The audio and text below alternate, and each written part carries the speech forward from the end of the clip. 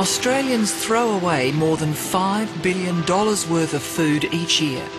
We spend more than $2 billion feeding our pets and $500 million on bottled water.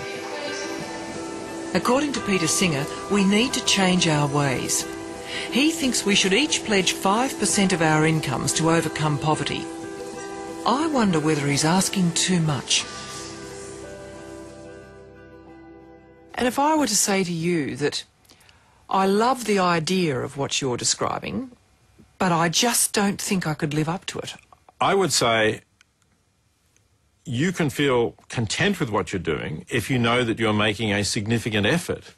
And that's why I talk about this 5% level, say, if people on a reasonably comfortable sort of income, not mega rich, not just scraping by either, if they give 5% of their income to relieve global poverty, I think that that's a good faith effort. That's something that you can say, well, I hope other people will do this, and if we do, we'll have the resources to deal with the problem. And then you can relax, if you like, to some extent. You can get on with the rest of your life knowing that. So that's not so difficult. I think if people think of it that way, it's not really the case that you say, I just can't live up to that. You can. It's a question of whether you take the decision to do it. Why do people find it so hard to give away their money? Like, poorer people give more routinely than wealthier people. Doesn't make sense. It's strange. Perhaps it's because people who acquire wealth have done so by habits of valuing money and wanting to accumulate it, watching how much they have. Those who've never had a lot of it, maybe, it comes and goes, and it's easier for them to actually give it away. They're less attached to it. But, of course, there's a lot in our society that reinforces this idea that you judge your success by how wealthy you are and, of course, by the status symbols that you can afford, the kind of car you drive, the kind of house you live in, the kind of clothes you wear.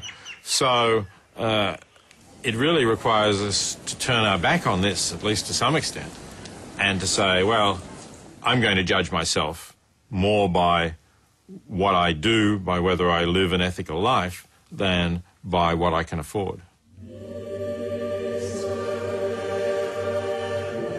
Peter Singer's invitation to consider the world's poor is not new. For members of the major religions, care of the poor and the needy is a serious obligation. In the Bible, there are no less than 3,000 references to alleviating poverty, making this a central moral issue for Christians. In Hebrew, the word for charity is tzedakah, which means justice. So for Jews, giving to the poor is not an optional extra, but part of living a just life.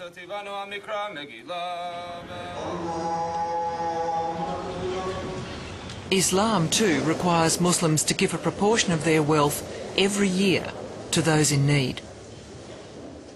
Do you think that you're making the sort of argument that once would have been made by a religious preacher or a scholar from one of the great religions?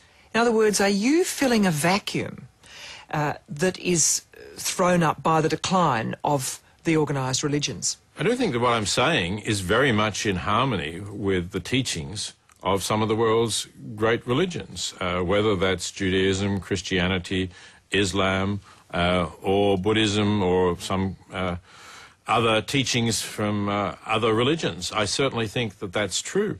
But I would say I'm not just filling a gap caused by the decline in religion. I'm filling a gap caused by the failure of some of the leaders of those religions to actually live up to the messages that they find in the texts they take as sacred. I mean, I don't see the Pope living a life of poverty. I don't see him travelling in a modest way. It reminds me of the example of Gandhi, who, when he went to Delhi as part of the taking over the independence of India, went to stay in a slum with some of the poorest workers.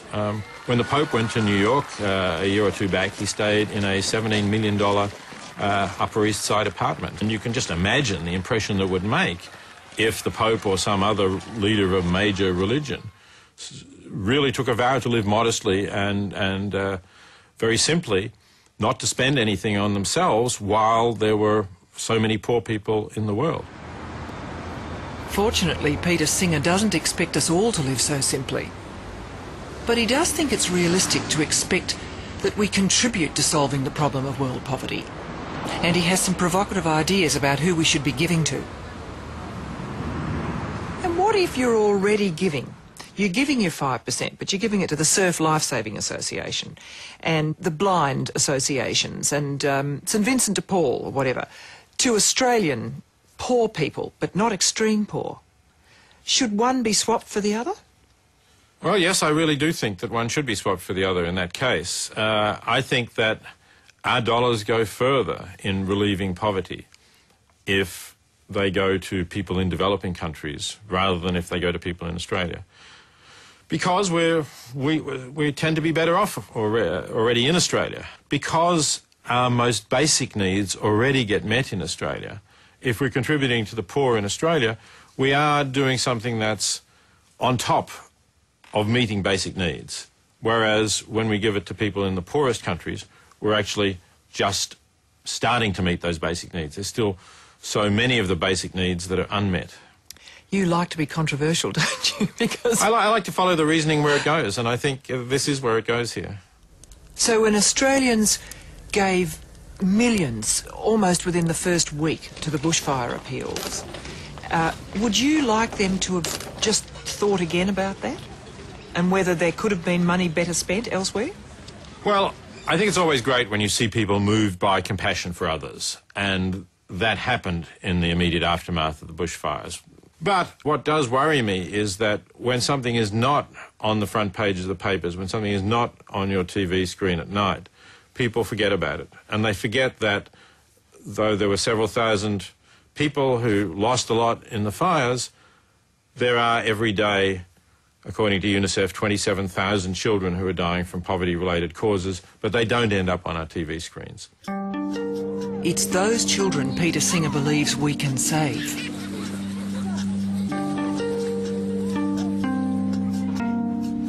He thinks we'll come to see that we should help the children of strangers, just as we'd go to the aid of a drowning child.